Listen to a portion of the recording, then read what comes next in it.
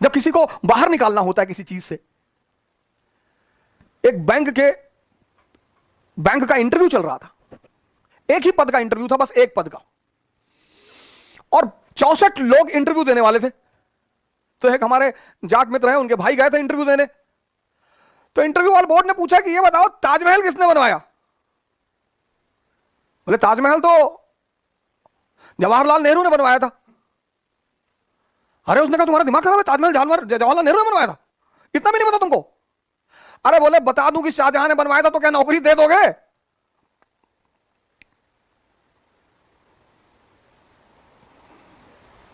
बोले अगर बता दूं, एक ही पोस्ट है, 64 लोग हैं, हमें पता है सिफारिश आ चुकी होगी, तुम हमको वैसे भी नहीं लोगे। तो अगर बता दूं कि शाहजहां ने बनवाया था तो सिलेक्शन लोगे? खैर भगवान के आशीर्वाद से उनका सिलेक्शन हुआ, उन्हें लिया गया कि जो आदमी इतना खतरा लेने को तैयार है। कभी कभी सवाल ऐसे पूछे जाते हैं आपसे, जैसे आप अपने समाज में बैठे अपने, इसीलिए मैं बार बार आपसे कहता हूं कि जब भी आप सिविल सेवा की तैयारी करें, कृपया करके किसी को बताएं ना, या जब भी आप अपनी महत्वाकांक्षा को किसी को मत बताएं, क्योंकि अगर आपने अपनी महत्वाकांक्षा सबको बता दी और अगर आप योग्य व्यक्ति हैं तो यह समाज फिर उसके बाद आपको जीने नहीं देगा। ये इतनी चुनौतियां आपके सामने पेश करेगा, एक बैग आपको लगेगा यार चारों तरफ से दिक्कत आ रही है। पढ़ना चुनौती नहीं है, ये जो दिन प्रतिदिन की चुनौतियां हैं इनको सामना करना चुनौती है। आपकी बुआ जी ने फोन कर दिया कि भैया वो पापा की बीपी बहुत हाई रहती है, तो जल्दी सिलेक्शन ले लो, नहीं तो भैया परेशान तो रहते ही हैं। अब डेली अगर ये बात आपको बताई जाए कि पापा की बीपी हाई रहती, अब आपको लग रहा है कि यार बुआ जी बहुत बड़ी शुभचिंतक है। शुभचिंतक तो सभी हैं, अब शुभचिंता ही कर रही है वो, लेकिन अनजाने में कहीं ना कहीं आपको बेचैनी भी दी जा रही है। मेरा एक स्टूडेंट है, अभी आईएएस है, कर्नाटक कैडर का।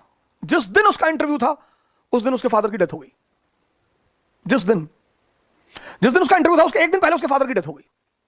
उसने शाम को फोन किया, कहा पापा से बात करो। तो उसकी मां ने कहा कि देखो पापा ने कहा कि अब मैं एक आईएएस अधिकारी से बात करूंगा, अब मैं अपने बेटे से बात नहीं करूंगा, तो अब तुम इंटरव्यू दे लो, उसके बाद ही बात होगी, मैं नाम नहीं लूंगा। अब देखिए मां का रोल देखिए, इसको कहते हैं मां बाप का रोल। किसी को बताया ही नहीं, किसी को डिस्क्लोज ही नहीं किया। लड़के को भी लगा कि हाँ यार एक तो सिंपल सी बात है, चलो पापा ने हो सकता कहा हो, कल इंटरव्यू है फिर बाद में बात करेंगे।